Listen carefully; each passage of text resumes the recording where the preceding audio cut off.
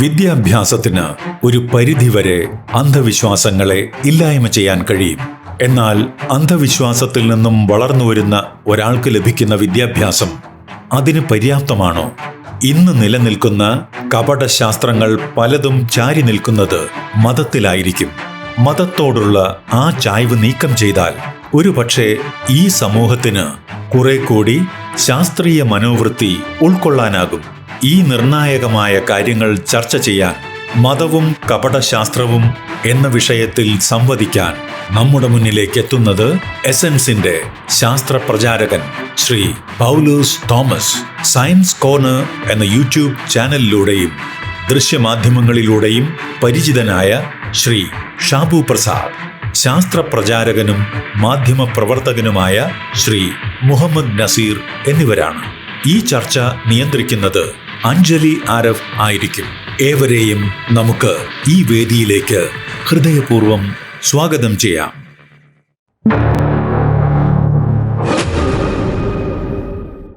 എല്ലാവർക്കും നമസ്കാരം. കേരളം പൊതുവെ വിദ്യാസമ്പന്നരായ ആളുകളുടെ നാടാണ് എന്നാണ് പൊതുവെ പറയുന്നത്.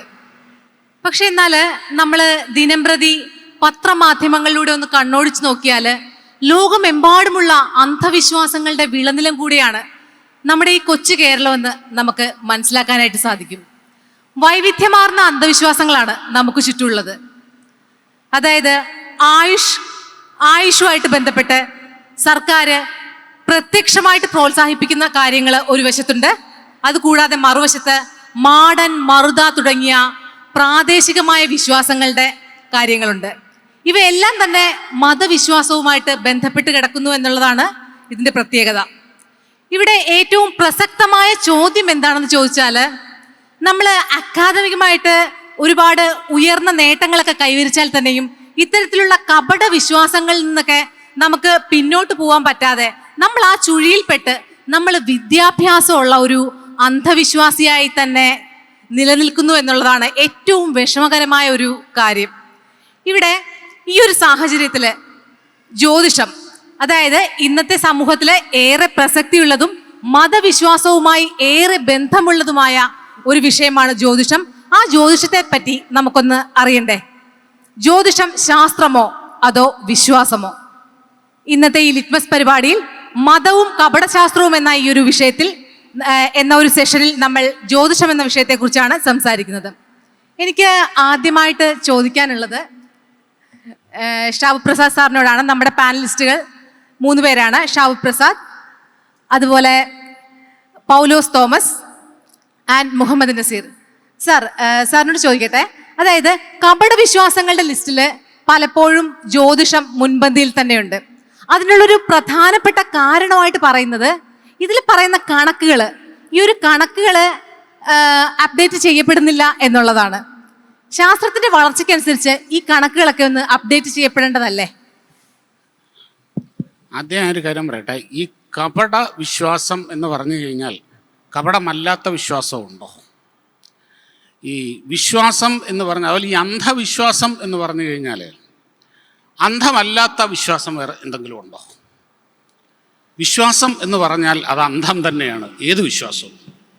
എനിക്ക് താങ്കളെ വിശ്വാസമാണ് എന്ന് പറഞ്ഞാൽ അതിന് നമുക്ക് പ്രത്യേകിച്ച് സയൻറ്റിഫിക് ബേസ് ഒന്നുമില്ല. എൻ്റെ സുഹൃത്തായ ഇന്നയാൾ എന്നെ ചതിക്കില്ല എന്നാണ് എൻ്റെ വിശ്വാസം എന്ന് നമ്മൾ പറയും. പക്ഷെ 4 3 കൂട്ടിയാൽ 7 എന്നാണ് എൻ്റെ വിശ്വാസം എന്നാരും പറയാറില്ല. കാരണം അത് സത്യമാണ്. മറ്റേത് പ്രത്യേകിച്ച് ബേസ് ഒന്നുമില്ലാത്ത നമ്മുടെ ഒരു നിഗമനമാണ്. അതുകൊണ്ട് അന്ധവിശ്വാസം എന്ന് പറഞ്ഞു കഴിഞ്ഞാൽ ഏതാണ്ട് എല്ലാ വിശ്വാസവും അന്ധമാണ്. നമ്മളങ്ങ് വിശ്വസിക്കുന്നു. നമ്മുടെ ചില അനുഭവങ്ങളുടെയൊക്കെ അടിസ്ഥാനത്തിൽ നമ്മൾ ചില നിഗമനങ്ങളിൽ എത്തിച്ചേരുന്നതിനെയാണ് നമ്മൾ വിശ്വാസം എന്ന് പറയുന്നത്. പിന്നെ ഇനി ജ്യോതിഷത്തിൻ്റെ കാര്യം. ജ്യോതിഷത്തിലെ കണക്കുകൾ, ഞാനിത് കുറച്ച് പഠിക്കാൻ ശ്രമിച്ചിട്ടുള്ള ഒരാളാണ്. ഞാനതിൻ്റെ പ്രഡിക്ഷൻ ആ സൈഡിലേക്കൊന്നും പോകുന്നില്ല. പക്ഷേ ആർക്കും നിഷേധിക്കാനാവാത്ത ചില ഫാക്ടർ അതിൻ്റെ അകത്തുണ്ട്. അതൊന്ന് പ്യുവർ അരിത്തമെറ്റിക്സ്, മറ്റൊന്ന് പ്യുവർ ആയിട്ടുള്ള അസ്ട്രോണമി. ഇത് രണ്ടും ആർക്കും നിഷേധിക്കാൻ കഴിയില്ല. അത്രമാത്രം പെർഫെക്റ്റാണത്, അത്രമാത്രം പെർഫെക്റ്റാണ്. ഇപ്പോൾ നമ്മൾ കലണ്ടറിൽ കാണുന്ന ആ ഒരു രാശിചക്രമുണ്ട്, 12 കോളങ്ങളുള്ള മേടം മുതൽ മീനം വരെയുള്ള രേഖപ്പെടുത്തിയിരിക്കുന്ന 12 രാശികളിൽ ഇങ്ങനെ കാ കൂ ഗാ ഗീ എന്നൊക്കെ പറഞ്ഞ് കാണുന്നില്ല. അതൊക്കെ ഓരോ ഇതിൻ്റെ സ്ഥാനങ്ങളാണ്. അതിൻ്റെ അകത്ത് കാണുന്ന അതേ പൊസിഷനിൽ നമുക്ക് ആകാശത്ത് ഈ ഗ്രഹങ്ങളെ കാണാൻ കഴിയും. അത് നമുക്ക് ആർക്കും ഒബ്സർവ് ചെയ്താൽ മനസ്സിലാവുന്ന കാര്യമാണ്. ആ കണക്കുകൾ കൃത്യം. ഇപ്പം പറയാം, ഓരോ കാലം അനുസരിച്ച് ഇങ്ങനെ പോകുമ്പം ചെറിയ വളരെ അങ്ങനെയുള്ള മാറ്റങ്ങളുണ്ടാകും കറക്ഷൻ്റെ. പിന്നെ അഞ്ജലി പറഞ്ഞ ഒരു കാര്യം, അപ്ഡേറ്റ് ചെയ്യപ്പെടേണ്ടതല്ലേ? 100% തീർച്ചയായും അപ്ഡേറ്റ് ചെയ്യപ്പെടണം. അങ്ങനെയുള്ള അപ്ഡേഷൻസ് ജ്യോതിഷത്തിലടക്കം ആയുർവേദത്തിലടക്കം അങ്ങനെയുള്ളിടത്ത് ഉണ്ടായിട്ടില്ല. അതിന് പല ചരിത്രപരമായ കാരണങ്ങൾ എന്തുമായിക്കോട്ടെ, അത് അംഗീകരിക്കാതിരിക്കാൻ വയ്യ, അതുണ്ടായിട്ടുമുണ്ട്. പക്ഷേ ഇതിലെ കണക്കുകൾ, അത് എനിക്കുറപ്പുണ്ട്, ഞാൻ നോക്കിയിട്ടുള്ളതാണ്, ഒരു 90%, 90% മേളിൽ ആ കണക്കുകൾ കൃത്യമാണ്. അതിൻ്റെ അകത്ത് ഒരു സംശയവും വേണ്ട. അതിൻ്റെ പ്രൊഡിക്ഷൻ സൈഡിലേക്ക് ഞാൻ പോകുന്നില്ല. പക്ഷേ ഇത് അസ്ട്രോണമി, അരിത്തമെറ്റിക്സ്, ഈ 2 പോർഷൻ അത് കറക്റ്റ് തന്നെയാണ്, സംശയമൊന്നുമില്ല. ഈ ഒരു വിഷയത്തില് പൗലോസിന്റെ ഒരു പ്രതികരണം എന്താണ്? ഇപ്പൊ ഷാബു സാറ് പറഞ്ഞ ഒരു കാര്യത്തിനോട് പൗലോസ് യോജിക്കുന്നുണ്ടോ?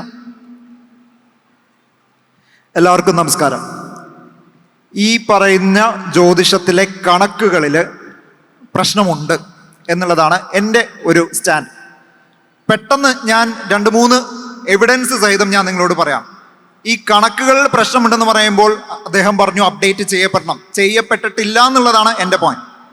അതായത് 12 രാശികളെ പറ്റി പറഞ്ഞു. നിങ്ങൾ മനസ്സിലാക്കുക, സൂര്യന് ചുറ്റും ഭൂമി തിരിയുന്ന കാര്യം നമുക്കറിയാം, ഭൂമി സ്വന്തം അച്ചുതണ്ടിൽ തിരിയുന്ന കാര്യവും നമുക്കറിയാം. എത്ര പേർക്ക് ഈ ഭൂമി അതിൻ്റെ അച്ചുതണ്ടിൽ കിടന്ന് പമ്പരം ഇങ്ങനെ തിരിച്ചു കഴിഞ്ഞാൽ വെട്ടിക്കുന്നത് പോലെ ഭൂമി വെട്ടിക്കുമെന്ന് നിങ്ങൾക്കറിയാം. അതിനെയാണ് വോബ്ലിംഗ് ഇഫക്റ്റ് എന്ന് വിളിക്കുക. 72 വർഷം കൂടുമ്പോൾ 1 ഡിഗ്രി അത് മാറും. 2160 വർഷം കൊണ്ട് 30 ഡിഗ്രി മാറും. അങ്ങനെ 30 ഡിഗ്രി മാറാണെങ്കിൽ ഇന്ന് ഒക്ടോബർ 19, തുലാം 2, 2160 വർഷങ്ങൾക്ക് മുമ്പ് അത് മറ്റൊരു രാശിയിലായിരുന്നു. അത് കന്നിമാസമായിരുന്നു, തുലാം മാസമല്ല. സാധനം സീറ്റിപ്പോയി.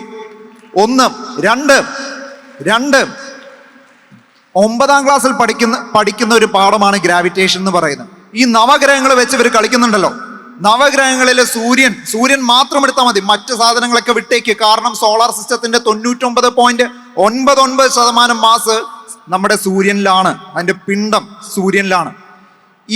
ഈ സൂര്യൻ ഭൂമിയിൽ ജനിക്കുന്ന 3 കിലോഗ്രാം ഭാരമുള്ള ഒരു ശിശു നിങ്ങൾ സങ്കല്പിക്കുക. 15 കോടി കിലോമീറ്റർ അകലെ നിൽക്കുന്ന സൂര്യൻ ഈ ഭൂമിയിൽ ജനിക്കുന്ന ശിശുവിൽ ഉണ്ടാക്കുന്ന ഫോഴ്സ് മില്ലി ന്യൂട്ടൺ ഫോഴ്സ് ആണ്. അതിനേക്കാൾ എത്രയോ ആയിരക്കണക്കിന് മടങ്ങ് ഫോഴ്സ് ഉണ്ടാവും ആ കുഞ്ഞ് അമ്മയുടെ ഉദരത്തിൽ നിന്ന് പുറത്തോട്ട് വരുമ്പോൾ. കരഞ്ഞില്ലെങ്കിൽ ആ ഡോക്ടർ 2 തട്ട് തട്ടിയിട്ട് കരയട എന്ന് പറയുമ്പോൾ ആയിരക്കണക്കിന് മടങ്ങ് ഫോഴ്സ് ഉണ്ട് അതിന്. സൂര്യൻ ഒരു കുന്തമൊന്നും ഉണ്ടാക്കില്ല. ബാക്കി ഗ്രഹങ്ങളുടെ കാര്യം വിട്ടേക്ക്, രാഹു കേതു എല്ലാം വിട്ടേക്ക്. 3 നവഗ്രഹങ്ങളുടെ കാര്യം പറയുമ്പോൾ എന്തുകൊണ്ട് സൂര്യൻ, ചന്ദ്രൻ, രാഹു കേതു അല്ലെങ്കിൽ മെർക്കുറി, വീനസ്, മാർസ്, ജൂപ്പിറ്റർ, സാറ്റേണിൽ നിന്നു? കാരണം ബാക്കി ഗ്രഹങ്ങൾ ആ സമയത്ത് കണ്ടുപിടിച്ചിട്ടുള്ള സുഹൃത്തുക്കളെ, യുറേനസ് കണ്ടുപിടിച്ചിട്ടില്ല, നെപ്റ്റ്യൂൺ കണ്ടുപിടിച്ചിട്ടില്ല, പ്ലൂട്ടോ കണ്ടുപിടിച്ചിട്ടില്ല, ജൂപ്പിറ്ററിന് ചുറ്റും തിരിയുന്ന ചന്ദ്രന്മാരെ കണ്ടുപിടിച്ചിട്ടില്ല. ഇന്ന് നമുക്കറിയാം 60-ൽ പരം കൺഫേംഡ് ചന്ദ്രന്മാർ ജൂപ്പിറ്ററിനും സാറ്റേണിനും ചുറ്റും തിരിയുന്നുണ്ട്. ഇതിൽ ഏതെങ്കിലും ഒന്ന് അവരെടുത്തിട്ടുണ്ടോ? ഇല്ല. ചൊവ്വയുടെയും ജൂപ്പിറ്ററിന്റെ ഇടയിൽ തിരിയുന്ന ആസ്ട്രോയിഡ് ബെൽറ്റിലത്തെ ഒരു കരിങ്കല്ല് പോലും ഇവരെടുത്തിട്ടില്ല. എടുത്താലും പ്രത്യേകിച്ച് ഒന്നുമില്ല. കാരണം സൂര്യൻ ഉണ്ടാക്കുന്ന ഫോഴ്സ് പോലും മില്ലി ന്യൂട്ടൺ ഫോഴ്സ് ആണെന്ന് മനസ്സിലാക്കുക. ഇനി ഇന്ത്യയുടെ വലത്തേ അറ്റത്തുള്ള അരുണാചൽ പ്രദേശ്, ഇടത്തേ അറ്റത്തുള്ള ഗുജറാത്ത്, അവിടെ സൂര്യൻ ഉദിച്ചു കഴിഞ്ഞ് 1.5 മണിക്കൂർ കഴിഞ്ഞിട്ടാണ് ഗുജറാത്തിൽ സൂര്യൻ ഉദിക്കുന്നത്. എന്നിട്ട് നമ്മൾ സമയം എടുക്കുന്നത് ഏതാണ്? ഇന്ത്യൻ സ്റ്റാൻഡേർഡ് ടൈം തന്നെയല്ലേ, അല്ലാതെ ലോക്കൽ ടൈം ഒന്നും അല്ലല്ലോ. അപ്പൊ അവിടെയും പാളിപ്പോയി. ജ്യോതിഷത്തിൽ ഇതൊന്നും എടുക്കുന്നില്ല എന്നുള്ളതാണ് ഞാൻ പറയുന്നത്. ഇനി ഈ പറഞ്ഞ ചൊവ്വയും അല്ലെങ്കിൽ ബാക്കിയുള്ള ചന്ദ്രന്മാരും അല്ലെങ്കിൽ ഗ്രഹങ്ങളും നിങ്ങൾ ആകാശത്തോട്ട് രാത്രി നോക്കിക്കഴിഞ്ഞാൽ അത് അവിടെ തന്നെ നിൽക്കുന്നുണ്ടെന്നാണോ വിചാരം? ഒന്നുമല്ല, അപ്പാരന്റ് പൊസിഷൻ മാത്രമാണ് നിങ്ങൾ കാണുന്നത്. അവിടുന്ന് വെളിച്ചം ഇങ്ങോട്ട് എത്താൻ സമയമെടുക്കുമെന്ന് നിങ്ങൾ മനസ്സിലാക്കുക. വെറും 11ാം ക്ലാസ് 12ാം ക്ലാസ് വിഷയം മാത്രമാണത്.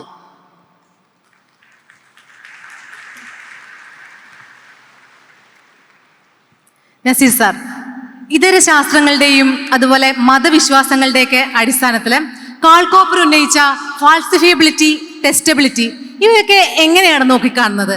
ഇപ്പൊ നമുക്ക് ഒരു കാര്യം ശരിയാണോ എന്ന് അറിയാനായിട്ട് ശാസ്ത്രത്തിന്റെ രീതികൾ എന്തൊക്കെയാണ്? ഈ അടിസ്ഥാനപരമായി സയൻസ് എന്നത് നമുക്ക് മെഷറബിളായ, ഒബ്സർവബിളായ, നിരീക്ഷിക്കാൻ പറ്റുന്ന, പരീക്ഷിക്കാൻ പറ്റുന്ന പ്രപഞ്ചത്തെ അനാവരണം ചെയ്യാനുള്ളതാണ്. അതുകൊണ്ട് തന്നെ ആവശ്യം ഒബ്സർവബിളായ, മെഷറബിളായ, റിപ്പീറ്റബിലിറ്റി ഉള്ള ഡാറ്റയാണ്. ഈ ഡാറ്റ വെച്ചിട്ട് സയൻസ് ഒരു നിഗമനം നടത്തുന്നു, അല്ലെങ്കിൽ ഒരു പ്രപ്പോസിഷൻ ഉണ്ടാക്കുന്നു. ആ പ്രപ്പോസിഷൻ അത് ശരിയാണോ തെറ്റാണോ എന്ന് തെളിയിക്കപ്പെടേണ്ടത് അത് ഫാൾസിഫയബിലിറ്റി ക്ഷമത ഉണ്ടാവണം, അതായത് അസത്യവൽക്കരണ ക്ഷമത എന്ന ഒരു ആശയമാണ്. ഇത് ശരിക്കും പറഞ്ഞാൽ കാൾ പോപ്പർ എന്ന ഈ തത്വചിന്തകൻ ഫാൾസിഫയബിലിറ്റി എന്ന കോൺസെപ്റ്റ് കൊണ്ടുവരുന്നത് തന്നെ ഒരു ഡിമാർക്കേഷൻ പ്രോബ്ലം അഡ്രസ് ചെയ്യാനാണ്. എന്താണ് ഈ ഡിമാർക്കേഷൻ പ്രോബ്ലം എന്നത്? അതായത് സയൻസിനെ സ്യൂഡോ സയൻസിൽ നിന്നും വ്യത്യസ്തമാക്കുന്ന അതെന്താണ്, അത് വിശദീകരിക്കാനുള്ളതാണ്. യഥാർത്ഥത്തിൽ സയൻസിൻ്റെ കണിശമായ മെത്തഡോളജിയെ വിശദമാക്കുന്ന ഒരു ആശയമാണിത്. ഒരു ചെറിയ ഉദാഹരണത്തിലും അത് വ്യക്തമാക്കാൻ പറ്റും. ഇപ്പം പൊതുവിൽ പറയുന്ന വളരെ ക്ലാസിക് ആയിട്ടുള്ളൊരു ഉദാഹരണം പറയാം. എല്ലാ അരയന്നങ്ങളും വെളുത്തതാണ് എന്ന ഒരു പ്രപ്പോസിഷൻ അത് ഫാൾസിഫയബിൾ ആണ്. കാരണം ഒരു കറുത്ത അരയന്നം ഉണ്ടായാൽ മതി ഈ പ്രപ്പോസിഷൻ പൊളിയുന്നു. എന്നാൽ ഞാനിപ്പോൾ ഇവിടെ പറയാണ്, ഈ ലോകത്തെ നമ്മുടെ ജീവപരിണാമത്തെ ഗൈഡ് ചെയ്യുന്നത് ഒരു ദിവ്യശക്തിയാണ്, അദൃശ്യമായ ദിവ്യശക്തിയാണ് എന്ന ഒരു പ്രപ്പോസിഷൻ, ഒരു സ്റ്റേറ്റ്മെന്റ്, അത് ഫാൾസിഫയബിൾ അല്ല. കാരണം അത് തെറ്റെന്നോ ശരിയെന്നോ പ്രൂവ് ചെയ്യാൻ പറ്റുന്ന ഒരു പ്രപ്പോസിഷൻ അല്ല എന്ന്. ഇപ്പം ജ്യോതിഷത്തിന്റെ കാര്യം പറഞ്ഞു. ഇപ്പം ഓരോ വ്യക്തിയും ജനിക്കുമ്പോൾ ഉണ്ടാകുന്ന ഗ്രഹനിലയാണ് നമ്മുടെ ജീവിതത്തെയൊക്കെ നിർണ്ണയിക്കുന്നത് പറയുന്നത് ഒരു ഫാൾസിഫയബിൾ ആയിട്ടുള്ള ഒരു സ്റ്റേറ്റ്മെന്റ് അല്ല. ഞാനിവിടെ ഓർക്കുന്നത് ബർട്രൻഡ് റസ്സലിന്റെ വളരെ പ്രസിദ്ധമായ ടീപോട്ട് അനാലജി. അതായത് ഭൂമിക്കും മാർസിനുമിടയിൽ ഒരു ടീപോട്ട് സൂര്യനെ ചുറ്റും കറങ്ങിക്കൊണ്ടിരിക്കുകയാണെന്ന് ഒരാൾ പറഞ്ഞാൽ അത് നമുക്കത് പ്രൂവ് ചെയ്യാനോ അല്ലെങ്കിൽ അത് ഡിസ്പ്രൂവ് ചെയ്യാനും പറ്റില്ല. അത് പറയുന്ന ആളുടെ ബേർഡനാണ് അതിൻ്റെ പ്രൂഫ് കൊണ്ടുവരാന്നുള്ളത്. അതുകൊണ്ട് ഈ ഫാൾസിഫയബിലിറ്റി ടെസ്റ്റ് ആണ് യഥാർത്ഥത്തിൽ ശാസ്ത്രത്തെ സയൻസിനെ സ്യൂഡോ സയൻസിൽ നിന്നും വേർതിരിക്കുന്ന ഒരു ടെസ്റ്റ്. അത് അതിജീവിക്കുന്ന സിദ്ധാന്തങ്ങൾ മാത്രമേ ശാസ്ത്രീയ സിദ്ധാന്തമായിട്ട് പരിഗണിക്കപ്പെടുകയുള്ളൂ എന്നതാണ് വാസ്തവം. പൗലോസിനോടാണ്, ജ്യോതിഷത്തിലുള്ള ഫലപ്രവചനങ്ങളുണ്ടല്ലോ, അതൊക്കെ നമുക്ക് എത്രത്തോളം വിശ്വസിക്കാനായിട്ട് സാധിക്കും? ഇപ്പോ ശാസ്ത്രത്തില് ഇതിന് എന്തെങ്കിലും തരത്തിലുള്ള പ്രസക്തി ഉണ്ടോ? പ്രവചനങ്ങൾ കണക്കിന്റെ കാര്യം മാറ്റി വെക്ക്, പ്രവചനം ഇതിലും വലിയ വിറ്റാണ്. നിങ്ങളൊന്ന് ആലോചിച്ച് നോക്ക്. ഈ ജ്യോതിഷികൾക്ക് ഏതെങ്കിലും രീതിയിൽ ഇവർക്ക് പ്രവചിക്കാൻ പറ്റിയിരുന്നെങ്കിൽ ഈ ഓണം ബമ്പർ 25 കോടിയുടെ ലോട്ടറി ടിക്കറ്റ് അവർ പ്രവചിക്കില്ലേ? ഇത്രയും കഷ്ടപ്പാടിന് പോവോ? നിങ്ങളൊന്ന് ആലോചിച്ച് നോക്കൂ. ഇനി അതൊക്കെ വിട്ടേക്ക്, എത്രയോ ദുരന്തങ്ങൾ നടന്നു. അഹമ്മദാബാദ് ദുരന്തം നടന്നു, വയനാടുള്ള ഉരുൾപൊട്ടൽ നടന്നു. ഏതെങ്കിലും ഒന്ന് പ്രവചിച്ചോ? പ്രവചിക്കാൻ പറ്റില്ല സുഹൃത്തുക്കളെ. ഒന്നും വേണ്ട, നിങ്ങൾ അവരെ കാണാൻ പോകുമ്പോൾ 100 രൂപയുടെ 500 രൂപയുടെ നോട്ട് പോക്കറ്റിൽ വെച്ചിട്ട് പോകുമ്പോൾ ആ 100 രൂപയുടെ നോട്ടിലത്തെ നമ്പർ ഒന്ന് പ്രവചിക്കാൻ പറയും. ചെയ്യാൻ പറ്റുമോ? നമുക്ക് നോക്കാലോ. സാധിക്കില്ല എന്നുള്ളതാണ് ഇതിന്റെ കാര്യം. ഇനി സയൻസിൽ പ്രവചിക്കാറുണ്ട്, നമ്മൾ കാലാവസ്ഥ പ്രവചിക്കാറുണ്ട്, അല്ലെങ്കിൽ ഒരു വലിയൊരു ആസ്ട്രോയിഡ്, ഭൂമിയെ തകർക്കാൻ പറ്റുന്ന ഒരു ആസ്ട്രോയിഡ് വരാനുള്ള സാധ്യതകൾ നമ്മൾ പ്രവചിക്കാറുണ്ട്. അല്ലെങ്കിൽ ഈ പറയുന്ന നാച്ചുറൽ ഡിസാസ്റ്റർ, സുനാമി വരാനുള്ള സാധ്യതകൾ പ്രവചിക്കാറുണ്ട്. പക്ഷെ അതൊക്കെ ഒരുപാട് വേരിയബിൾസ് എടുത്തിട്ട്, ഒരുപാട് കണക്കുകൾ എടുത്തിട്ട്, ഒരുപാട് ഫോർമുലേഷൻസ് നടത്തിയിട്ടാണ് പ്രവചിക്കുന്നത്. അതിൽ തെറ്റുകൾ വരാം. ആ തെറ്റുകൾ അതിന് തന്നെ ഒരു എറർ റേഞ്ച് ഉണ്ട്. ആ റേഞ്ചിന്റെ ഉള്ളിലുള്ളത് മാത്രമേ ഉള്ള രീതിയിൽ സയൻസിൽ തെറ്റുകൾ വരാറുള്ളൂ. അതിന് ഏറ്റവും നല്ല ഉദാഹരണമാണ് നമ്മൾ അങ്ങ് പ്ലൂട്ടോയിലോട്ട് നമ്മളൊരു സാറ്റലൈറ്റ് അയച്ചു. ന്യൂ ഹൊറൈസൺ എന്നാണ് അതിന്റെ പേര്. 10 വർഷം എടുത്തു അവിടെ എത്താനായിട്ട്. അവിടെ എത്തിക്കഴിഞ്ഞപ്പോൾ നമ്മൾ ഉദ്ദേശിച്ച സ്ഥലത്ത് നിന്നും 100 കിലോമീറ്റർ അകലെയാണ്. ആസ്ട്രോണോമിക്കലി ആ കണക്ക് എന്ന് പറയുന്നത് ചെറിയൊരു തെറ്റാണ്. അപ്പൊ സയൻസ് അത്രയും റൂഡാണ്, അത്രയും റാഷണൽ ആണ്, അത്രയും സ്ട്രിക്റ്റ് ആണ്. ഇനി നോബൽ സമ്മാനങ്ങൾ കൊടുത്തിട്ടുള്ള പ്രവചനങ്ങളുണ്ട് സയൻസിൽ തന്നെ. 1924 ഇലക്ട്രോണിന്റെ ദ്വന്ദ്വ വ്യക്തിത്വം പ്രവചിച്ച് 27 നോബൽ സമ്മാനം, അല്ലെങ്കിൽ നമ്മളത് കണ്ടുപിടിച്ചിരുന്നു. ഇനി എന്തിന് ഗ്രാവിറ്റേഷണൽ വേവ്സ് ഐൻസ്റ്റൈൻ 1916 പ്രവചിച്ച് 2015 നമ്മൾ കണ്ടുപിടിച്ചിട്ടുണ്ട്. ഇനി ബ്ലാക്ക് ഹോൾ 1780-കളിൽ ആദ്യത്തെ പ്രവചനം നടന്ന് 2019 നമ്മൾ അതിന്റെ ഫോട്ടോ എടുത്തു. ചെറിയ കളിയല്ല സയൻസ് കളിക്കുന്നത് എന്നുള്ളത് മനസ്സിലാക്കുക. അല്ലാതെ നമ്മൾ എന്ന് കണ്ടുപിടിക്കും എന്നല്ല പറയുന്നത്. അപ്പോൾ ഇത് വലിയൊരു വ്യത്യാസമുണ്ട്. ഇനി പ്രവചിക്കാൻ പോകുന്ന കാര്യങ്ങൾ, അതായത് ഇനി വരാനിരിക്കുന്ന കാര്യങ്ങളും സയൻസ് പ്രവചിച്ച് വെച്ചിട്ടുണ്ട്. അതായത് സ്ട്രിങ്ങുകൾ, വേം ഹോളുകൾ, വൈറ്റ് ഹോളുകൾ, ഇനി എന്തിന് മൾട്ടിവേഴ്സ് വരെ നമ്മൾ പ്രവചിച്ച് വെച്ചിട്ടുണ്ട്. ഒരു പക്ഷേ ടെക്നോളജിയുടെ സഹായത്തിൽ നമ്മൾ ഇത് കണ്ടുപിടിക്കും. അപ്പൊ ഇത് ചക്ക വീണ് മൊയല് ചാവുന്ന പരിപാടിയല്ല സയൻസിന്റെ. കൃത്യമായിട്ടുള്ള രീതിയുണ്ട്, കൃത്യമായിട്ടുള്ള മെത്തഡോളജി ഉണ്ട്. അപ്പൊ ഈ പറയുന്ന ശാസ്ത്രങ്ങളിൽ നിന്ന് നിങ്ങൾ എത്രയും പെട്ടെന്ന് രക്ഷപ്പെടുക, നിങ്ങളുടെ വീട്ടിലെ കുറച്ച് പൈസയെങ്കിലും സേവ് ചെയ്യുക എന്നുള്ളതാണ്. ഷാബു സാർ, ഈ ഒരു ചോദ്യത്തെ സാർ എങ്ങനെയാണ് നോക്കിക്കാണുന്നത്? അപ്പോൾ ഒരു കൗതുകത്തിന് ഞാനൊരു കാര്യം ചോദിച്ചോട്ടെ. ഇപ്പൊ ഒരു ഹോസ്പിറ്റലില് ഒരേ ദിവസം ഒരേ സമയം 2 കുഞ്ഞുങ്ങൾ ജനിക്കുവാണെങ്കിൽ അവർക്ക് എങ്ങനെ ഒരേ ഭാവി ഉണ്ടാവും? നോക്കൂ, ഒരു ദിവസം ഒരേ ഹോസ്പിറ്റലിൽ 2 കുഞ്ഞുങ്ങൾ ജനിക്കുകയാണെങ്കിൽ ഒരേ സമയത്ത്, അത് തീർച്ചയായും 2 വ്യക്തികൾ തന്നെയാണ്. ഓരോ വ്യക്തിയും ഈ ലോകത്തിൽ യുണീക്കാണ്. ഓരോ വ്യക്തിയും യുണീക്കാണ്, സംശയമൊന്നുമില്ല കാര്യത്തിൽ. ഈ ഭൂമിയിൽ ഇത്രയും കാലം ജനിച്ചു മരിച്ചു പോയ കോടിക്കണക്കിന് ആൾക്കാർ യുണീക്കാണ്. ആ യുണീക്നെസ് എല്ലാ കാര്യങ്ങളിലും ഉണ്ടാവും, എല്ലാ കാര്യങ്ങളിലും ഉണ്ടാവും. ഞാൻ പറഞ്ഞല്ലോ, ഞാൻ ജ്യോതിഷത്തിൻ്റെ ഫലപ്രവചനത്തിലേക്ക് കിടക്കുന്നില്ല. അദ്ദേഹം പറഞ്ഞ ആദ്യത്തെ ആ ഒരു സൂര്യൻ ഗ്രഹമല്ല മറ്റേ പറഞ്ഞത്. നോക്കൂ, ഇന്നും ലോകത്തിൽ ഒബ്സർവേഷണൽ അസ്ട്രോണമി ഫോളോ ചെയ്യുന്ന ഒരു മെത്തഡോളജി ഉണ്ട്. ആ മെത്തഡോളജി വേറൊന്നുമല്ല, അതാണ് ഖഗോള സങ്കല്പം അഥവാ സെലസ്റ്റിയൽ സ്ഫിയർ എന്ന് പറയുന്നത്. എന്താ ഈ സെലസ്റ്റിയൽ സ്ഫിയർ എന്നറിയോ? ഭൂമിയെ പ്രപഞ്ചത്തിൻ്റെ കേന്ദ്രമാക്കി സങ്കല്പിച്ചിരിക്കുന്നു. ഭൂമിയെ ചുറ്റി ആകാശം ഒരു വലിയ കുട പോലെ നിൽക്കുന്നു. ആ കുടയിൽ നക്ഷത്രങ്ങളും ഗ്രഹങ്ങളും ഒക്കെ പറ്റിച്ചു വച്ചിരിക്കുന്നു. ഭൂമി നിശ്ചലമായി നിൽക്കുന്നു, ഈ കുട ഇങ്ങനെ കറങ്ങുന്നു. ഇപ്പോഴും ഒബ്സർവേഷണൽ ആസ്ട്രോണമി ഫോളോ ചെയ്യുന്ന ഹൈപ്പോത്തസിസ് ആണ്. ഇത് ഹൈപ്പോത്തസിസ് ആണ്, ഇതല്ല സത്യം എന്നറിയാം. പക്ഷെ നമ്മുടെ കാഴ്ച എങ്ങനെയാണ്? നമ്മുടെ അപ്പേരൻ വിഷൻ അങ്ങനെയാണ്. ഇതേ കാര്യമാണ് ഈ പറഞ്ഞ പോലെ അസ്ട്രോളജിയും ഫോളോ ചെയ്യുന്നത്. നിങ്ങൾ നോക്കിക്കോളൂ, സെലസ്റ്റിയൽ സ്ഫിയർ എന്ന് വെറുതെ നെറ്റിൽ നിന്ന് സെർച്ച് ചെയ്ത് നോക്കിക്കോളൂ. ഞാൻ ഈ പറഞ്ഞ ഗ്രഹങ്ങളുടെയും ഈ പറഞ്ഞ രാശികളുടെയും ഒക്കെ കാര്യം ഞാൻ പഠിച്ചത് എവിടെ നിന്നാണ് അറിയാം? ആദ്യം ശാസ്ത്ര സാഹിത്യ പരിഷത്ത് പ്രസിദ്ധീകരിച്ച കേരളം കണ്ട ഏറ്റവും വലിയ യുക്തിവാദികളിൽ ഒരാളായ MP പരമേശ്വരൻ എഴുതിയ പ്രപഞ്ചരേഖ എന്ന പുസ്തകത്തിൽ നിന്നാണ്. ഈ രാശിചക്രവും അതിൻ്റെ അകത്തെ ഡിസ്ട്രിബ്യൂഷനും ഗ്രഹങ്ങളുടെ ഡിസ്ട്രിബ്യൂഷനും ഒക്കെ അദ്ദേഹം അതിൻ്റെ അകത്ത് പറഞ്ഞിരിക്കുന്ന കാര്യമാണ്. ഇത്രയും സയൻറ്റിഫിക്കായിട്ട് വേറെ ഒരിടത്തും കാണാൻ കഴിയില്ല. ഡോക്ടർ MP പരമേശ്വരൻ പ്രപഞ്ചരേഖ ചിന്ത പബ്ലിക്കേഷൻസ് പബ്ലിഷ് ചെയ്ത പുസ്തകം വളരെ ലളിതമായിട്ട് പറഞ്ഞിട്ടുണ്ട്. ഞാനതാ പറഞ്ഞത്, അതിൻ്റെ അകത്തെ കണക്കുകൾ തീർച്ചയായിട്ടും അപ്ഡേറ്റ് ചെയ്യപ്പെടേണ്ടതാണ്. പിന്നെ പറഞ്ഞല്ലോ നെപ്റ്റ്യൂണും പ്ലൂട്ടോയും ഒന്നും വന്നില്ല എന്ന്. ശരിയാണ്. കാര്യം ഇത് കണ്ണുകൊണ്ട് നമുക്ക് കാണാവുന്ന, ഭൂമിയിൽ നിന്ന് നമുക്ക് കാണാവുന്ന നഗ്നനേത്രങ്ങൾ കൊണ്ട് വീക്ഷിക്കാവുന്ന ആകാശത്തിൻ്റെയും കാഴ്ചകളുടെയും അതിൻ്റെ ബേസിസിലുള്ള കണക്കുകളാണത്. തീർച്ചയായും അതിൻ്റെ അകത്ത് നെപ്റ്റ്യൂണും പ്ലൂട്ടോയും ഒന്നും വരില്ല. നെപ്റ്റ്യൂണും പ്ലൂട്ടോയും യുറാനസും ഒന്നും ഇപ്പോഴും നമുക്ക് നഗ്നനേത്രങ്ങൾ കൊണ്ട് കാണാൻ കഴിയില്ല. അത് വളരെ വളരെ ലളിതമാണ് കാര്യം. അപ്പം ഈ പറഞ്ഞ പോലെ ഇനി മറ്റൊന്ന്, സൂര്യൻ അല്ലെങ്കിൽ ചൊവ്വ ഇതൊക്കെ എങ്ങനെയാണ് ഇവിടെ സ്വാധീനം ചെലുത്തുന്നതെന്ന് നോക്കൂ. സൂര്യൻ അല്ലെങ്കിൽ ചൊവ്വ അല്ലെങ്കിൽ വ്യാഴം ഇങ്ങനെയുള്ള ആ ഭൗതിക വസ്തുക്കൾ അല്ലെങ്കിൽ അങ്ങനെയുള്ള ആ ഒരു എൻറ്റിറ്റി, ആ ഡെഡായിട്ടുള്ള എൻറ്റിറ്റി അല്ല അത്. അതിന് ഞാൻ പറഞ്ഞില്ല, അത് കുറേ സമയം എടുക്കുന്ന കാര്യമാണ് പറയാനാണെങ്കിൽ. ഇപ്പോൾ ഇത് ടൈം ഔട്ട് ആയിരിക്കുന്നു, സോറി. ഒരു കാര്യം, നമുക്ക് ഇതെല്ലാം കള്ളമാണ്.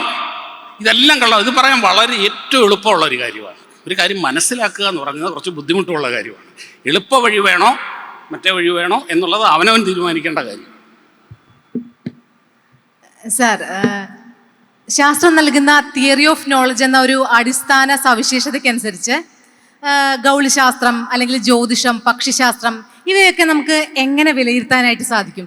അതുപോലെ തന്നെ നമുക്ക് ശാസ്ത്രം നൽകുന്ന ഒരു വിജ്ഞാനത്തിൻ്റെ ഒരു വിശ്വാസ്യതയുണ്ട്. ആ ഒരു വിശ്വാസ്യതയെ ഇവയൊക്കെ എത്രത്തോളം സ്വാധീനിക്കുന്നുണ്ട്? ഒട്ടും സ്വാധീനിക്കുന്നില്ല എന്നുള്ളതാണ്. കാരണം വെച്ചാൽ സയൻസിൻ്റെ ഒരുപക്ഷെ എനിക്ക് പറയാൻ പറ്റുന്ന വെച്ചാൽ ഇന്ന് നമുക്ക് അവൈലബിൾ ആയിട്ടുള്ള most reliable source of knowledge അത് സയൻസിൻ്റെത് മാത്രമാണ്. അപ്പം ശാസ്ത്രത്തിൻ്റെ റിലയബിലിറ്റി എന്നത് അതിൻ്റെ മെത്തഡോളജി ബേസ് ചെയ്തിട്ടാണ്. ശാസ്ത്രത്തിൻ്റെ തിയറിയെക്കുറിച്ച് പറയുന്നത് അങ്ങനെ പ്രത്യേകിച്ച് ശാസ്ത്രത്തിൻ്റെ തിയറി ഉണ്ടോ എന്ന് വെച്ചാൽ ഫാക്റ്റ് എന്താണെന്നുള്ളത് മനസ്സിലാക്കുന്നത് ഫാക്ട് ഇസ് കാൾ പോപ്പർ തന്നെ പറയുന്നത് knowledge is contingent on data. അതായത് ഡാറ്റ മറിച്ചായാൽ ഒരു സിദ്ധാന്തം പൊളിയുന്നു. ഒരു ഉദാഹരണം പറയാം. ഇപ്പം 1905 തോന്നുന്നു ഐൻസ്റ്റൈൻ്റെ ജനറൽ തിയറി ഓഫ് റിലേറ്റിവിറ്റി വരുന്നത്. 1919 സൂര്യഗ്രഹണത്തിൻ്റെ റിസൾട്ട് മറിച്ചായിരുന്നുവെങ്കിൽ ആ സിദ്ധാന്തം പൊളിയുമായിരുന്നു. ഇത് വളരെ സിമ്പിളാണ്.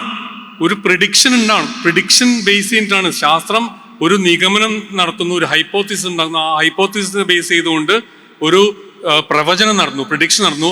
ആ പ്രിഡിക്ഷൻ തെറ്റായാൽ തീർന്നു, ആ സിദ്ധാന്തം പൊളിയുന്നു.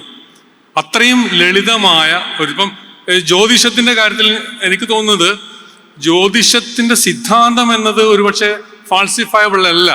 കാരണം അത് തെളിയിക്കാനൊന്നും പറ്റില്ല, പ്രൂവ് ചെയ്യാനും പറ്റില്ല, ഡിസ്പ്രൂവ് ചെയ്യാനും പറ്റില്ല. പക്ഷേ ജ്യോതിഷത്തിന്റെ പ്രിഡിക്ഷൻസ് ഫാൾസിഫയബിൾ ആണ്.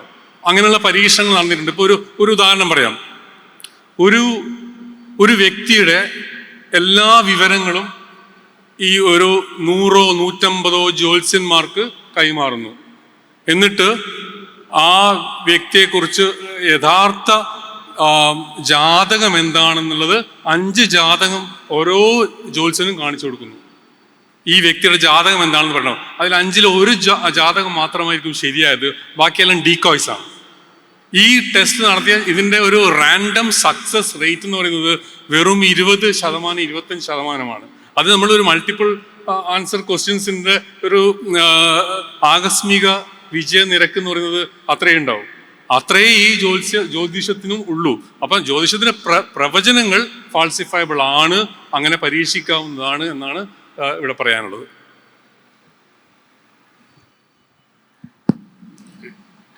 ചോദിച്ചോട്ടെ, ഇനിയുള്ളൊരു കാലഘട്ടത്തില് ഗൗളിശാസ്ത്രം, അതുപോലെ പക്ഷിശാസ്ത്രം അല്ലെങ്കിൽ ജ്യോതിഷം, ഇതിൻ്റെയൊക്കെ ഒരു ഭാവി എങ്ങനെയായിരിക്കും? കാരണം നമുക്ക് മനുഷ്യന് ജീവിക്കാനായിട്ട് ഇതിൻ്റെയൊക്കെ ആവശ്യമുണ്ടോ? ഇതിലൊരു മതത്തിന്റെ പങ്കും എങ്ങനെയാണ്? നോക്കൂ, മനുഷ്യന് ജീവിക്കാനാണെങ്കിൽ ഇതിൻ്റെ ഒന്നും ആവശ്യമില്ല. മനുഷ്യന് ജീവിക്കാൻ ദൈവത്തിൻ്റെ ആവശ്യമില്ല.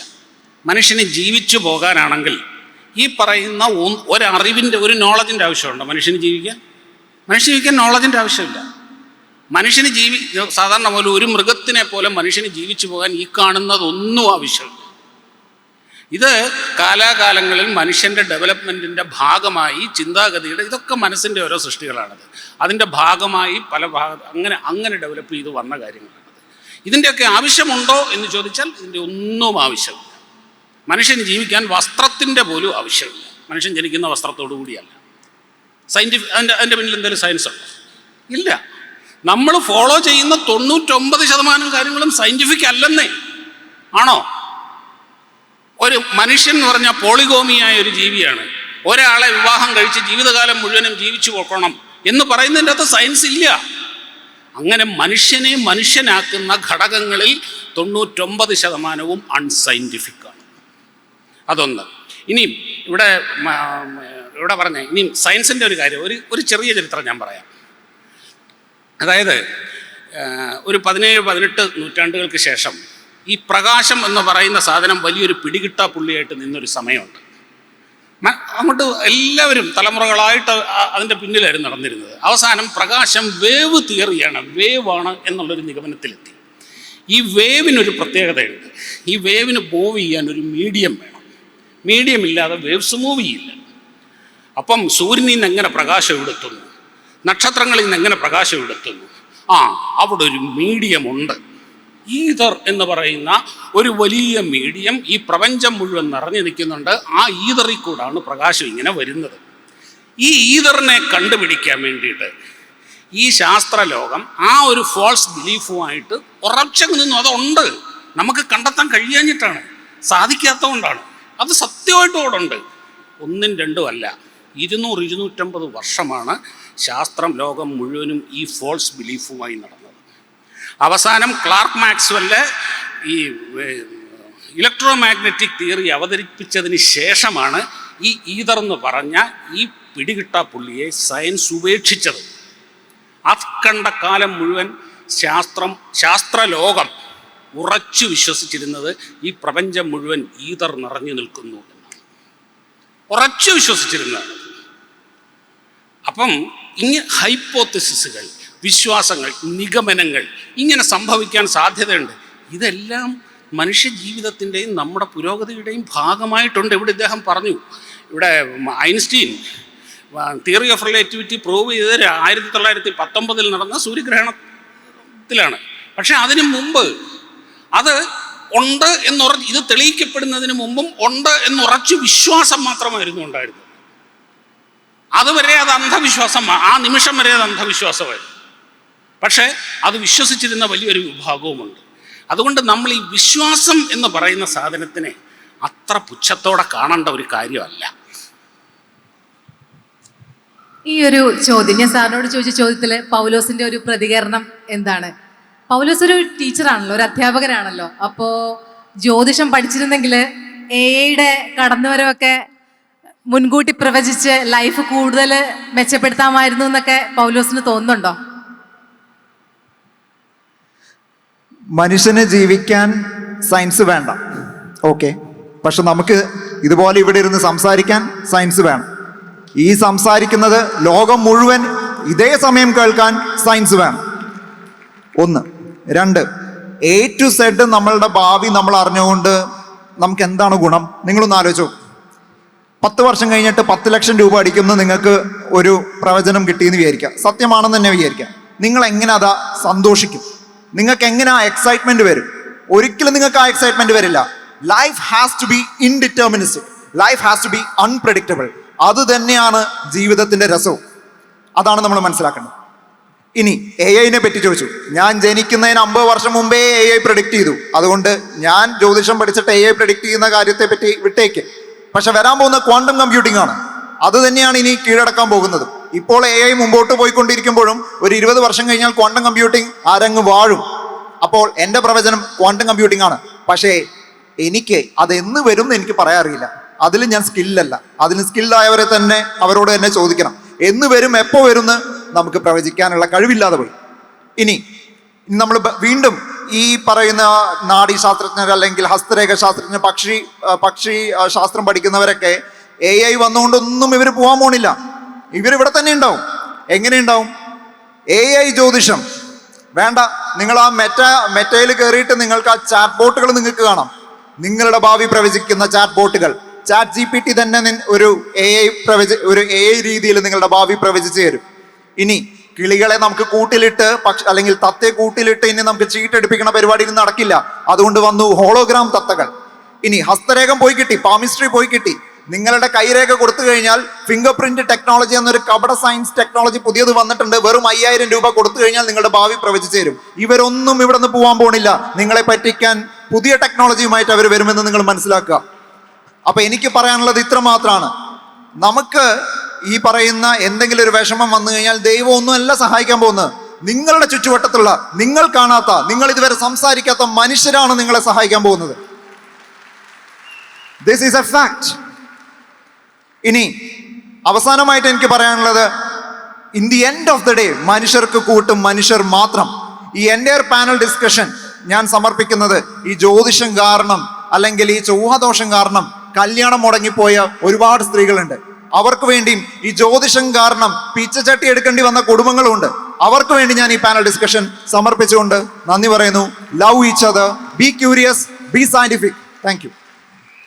കൂട്ടത്തിലെ അവനവൻ്റെ കയ്യിലിരിപ്പും വായിലെ നാവും കൊണ്ട് ജീവിതം കൊഞ്ഞാണ്ടായി പോയവർക്കും കൂടെ ഒരു സമർപ്പണം വേണം എന്ന് അഭ്യർത്ഥിക്കുന്നു. നസീർ സാർ, പൊതുവെ കപടശാസ്ത്രങ്ങളെല്ലാം മതവിശ്വാസവുമായിട്ട് ബന്ധപ്പെട്ടതാണ്. പക്ഷെ പോപ്പറിന്റെ ഫാൾസിഫിയബിലിറ്റി ടെസ്റ്റ് അനുസരിച്ച് ഇത് മതേതരമായിട്ടുള്ള കാര്യങ്ങൾക്കും ബാധകമല്ലേ തീർച്ചയായിട്ടും എന്നുള്ളതാണ് എൻ്റെ ഒരു സംശയം. അതെ, ഇപ്പം മതേതരമായിട്ടുള്ള ഇപ്പം രാവിലെ ഹോമിയോപ്പതിയെ കുറിച്ചുള്ളൊരു ചർച്ച ആണ്. അതൊരു ഇതേപോലെ തന്നെ ഒരു സ്യൂഡോ സയൻറ്റിഫിക് സിദ്ധാന്തമാണ്. കാരണം ആയുർവേദത്തിൽ ഇപ്പം ത്രിദോഷം എന്നുള്ള സിദ്ധാന്തം, അത് മാർക്സിസം സെപ്പറേറ്റ് സബ്ജക്റ്റ് ആണ്. എനിക്ക് തോന്നുന്നത് കാൾ മാർക്സിൻ്റെ മാർക്സിയൻ തിയറിയും അതുപോലെ തന്നെ ഫ്രോയിഡിയൻ സൈക്കോ അനാലിസിസും ഹെഗേലിൻ്റെ ഡയലക്റ്റിക്സുമാണ് കാൾ പോപ്പർ ഏറ്റവും കൂടുതൽ അതിരൂക്ഷമായി വിമർശനത്തിന് വിധേയമാക്കുന്നത്. മാർക്സിസത്തിൻ്റെ കാര്യം പറഞ്ഞാൽ ഇപ്പം ഒരു ആദ്യകാല മാർക്സിസം ഒരു പ്രവചനത്തിന് ഒരു ഫാൾസിഫയബിലിറ്റിക്ക് സാധ്യതയുണ്ടായിരുന്നു. കാരണം മാർക്സ് ചില പ്രവചനങ്ങൾ നടന്നിട്ടുണ്ടായിരുന്നു. ഒരു മുതലാളിത്ത വ്യവസ്ഥ ഒരു ഘട്ടത്തിലെത്തുമ്പോൾ അവിടെ തൊഴിലാളി വർഗത്തിൻ്റെ ക്ലാസ് കോൺഷ്യസ്നെസ് ഉണ്ടാവുന്നു. അത് പിന്നീട് തൊഴിലാളി വർഗ സർവാധിപത്യം ഉണ്ടാകുന്നു. അതിൽ നിന്ന് പിന്നീട് കമ്മ്യൂണിസ്റ്റിലേക്ക് പരിണമിക്കുന്നൊക്കെയുള്ള പ്രവചനങ്ങൾ. ഈ പ്രവചനങ്ങളൊക്കെ പൊളിഞ്ഞെങ്കിലും ഇന്ന് മാർക്സിസം കുറെ കൂടി, മാർക്സിസം എന്നല്ല, ഇത്തരം എല്ലാ സിദ്ധാന്തങ്ങളും ഇറഫ്യൂട്ടബിൾ ആണ്. ഇറഫ്യൂട്ടബിൾ ആയിട്ടില്ല. നമുക്കത് നിരസിക്കാൻ പറ്റാത്ത ഒന്നും, നമുക്ക് റെഫ്യൂട്ട് ചെയ്യാൻ പറ്റാത്ത ഒന്നും ശാസ്ത്രീയമല്ല. ശാസ്ത്രത്തിൻ്റെതെന്ന് വെച്ചാൽ വളരെ ഹ്യൂമിലിറ്റിയാണ്. അതായത് ഏതൊരു പുതിയ ഡാറ്റ വരുന്നോ അപ്പോൾ ഇപ്പം ഈതറിൻ്റെ കാര്യം പറഞ്ഞു, 200 വർഷം എടുത്താണെന്ന് പറഞ്ഞു. പക്ഷെ ഒരു പുതിയ ഒരു ഡാറ്റ വരുമ്പോൾ അപ്പം തീരുന്നു ഈ സിദ്ധാന്തം. മാർക്സിസത്തിൻ്റെ കാര്യത്തിൽ എന്താ വെച്ചാൽ അതിൻ്റെ സത്യവിശ്വാസികൾക്ക്, അതിൻ്റെ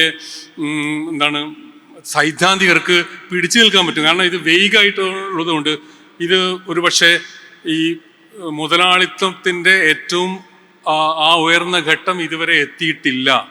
അന്ന് ഒരുപക്ഷെ ക്ലാസ് കോൺഷ്യസ്നെസ് വരും, തൊഴിലാളി വർഗം പിന്നെ വിപ്ലവത്തിനേക്ക് റെഡിയായിരിക്കാം. അല്ലെങ്കിൽ പറയാം മുതലാളി വർഗം മാനിപ്പുലേറ്റ് ചെയ്തുകൊണ്ട് ഈ വിപ്ലവം ഇല്ലാതായിപ്പോയി എന്നൊക്കെ പറയാം. ഒരുപാട് എക്സ്പ്ലനേഷൻ ഉണ്ടാവും. അതേപോലെ തന്നെ ഫ്രോയിഡിയൻ തിയറിയിൽ എല്ലാ ഇതും നമ്മുടെ മനുഷ്യ സ്വഭാവ വൈശിഷ്ട്യങ്ങളൊക്കെ പണ്ട് നമ്മുടെ ഉപബോധ മനസ്സിൽ റിപ്രസ് ചെയ്ത വികാരങ്ങളുടെ ഒരു എക്സ്പ്രഷൻസ് ആയിട്ട് വ്യാഖ്യാനിക്കുന്നു. അങ്ങനെ വന്നു കഴിഞ്ഞാൽ നമ്മുടെ ഒരാൾ അഗ്രസീവാണ് ആയ ബിഹേവിയറുള്ള ആളായിരിക്കാം, അല്ലെങ്കിൽ ഒരാൾ വളരെ പാസീവായിട്ടുള്ള ബിഹേവിയറുള്ള ആളായിരിക്കാം. ഇതൊക്കെ ഈ പഴയ കാലത്തെ ഉപബോധ മനസ്സിൽ കിടക്കുന്ന റെപ്രഷൻ്റെ ഭാഗമാണെന്ന് പറയാം. ഒരുതരം വൈഡ് നെറ്റ് സ്ട്രാറ്റജിയാണ്. എന്ന് വെച്ചാൽ വല വീശി എറിയുക, അതിൽ കുറേ മീനൊക്കെ ചിലപ്പോൾ ഇങ്ങനെ പെട്ടെന്ന് വരാം. അത്ര ഒരു ജനറൽ ആയിട്ടുള്ള പ്രഡിക്ഷൻ. ഇപ്പോൾ പ്രഡിക്ഷൻ പോലും പ്രഡിക്ഷൻ്റെ സയൻറ്റിഫിക് ഇതുപോലും നമുക്ക് പറയാൻ പറ്റില്ല. ഞാൻ നേരത്തെ പറഞ്ഞാൽ വെറും 20%, 25% മാത്രമാണ് അതിൻ്റെ സക്സസ് റേറ്റ് എന്നുള്ളത്. കഴിഞ്ഞു. അപ്പോ മതവും കപടശാസ്ത്രവും എന്ന ഈ ഒരു സെഷന്റെ സമയം ഇവിടെ അവസാനിച്ചിരിക്കുകയാണ്. വിശ്വാസങ്ങളെയൊക്കെ മാനിക്കുമ്പോൾ തന്നെയും കപട വിശ്വാസങ്ങളുടെ അവയെ വിമർശനാത്മകമായി അവയെ പറ്റി ചിന്തിച്ചുകൊണ്ട് നമുക്ക് സത്യത്തിലേക്ക് മുന്നേറാം. Thank you all. മതവും കപടശാസ്ത്രവും എന്ന ഈ പരിപാടിയിൽ പങ്കെടുത്ത ഷാബു പ്രസാദിന് മെമന്റോ സമ്മാനിക്കുന്നതിനായി ബിനു ആലപ്പുഴയെ വേദിയിലേക്ക് സ്വാഗതം ചെയ്യുന്നു.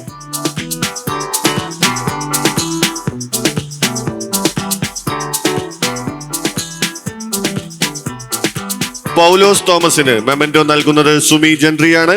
സുമി ജൻട്രിയെ വേദിയിലേക്ക് സ്വാഗതം ചെയ്യുന്നു.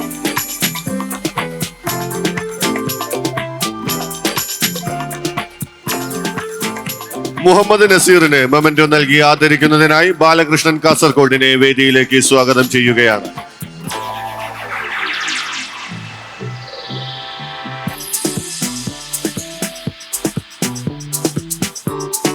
അഞ്ജലി ആരവിന് ഉപഹാരം സമ്മാനിക്കുന്നതിനായി ജോർജ് വർഗീസ് USA സ്നേഹപൂർവ്വം വേദിയിലേക്ക് സ്വാഗതം ചെയ്യുന്നു.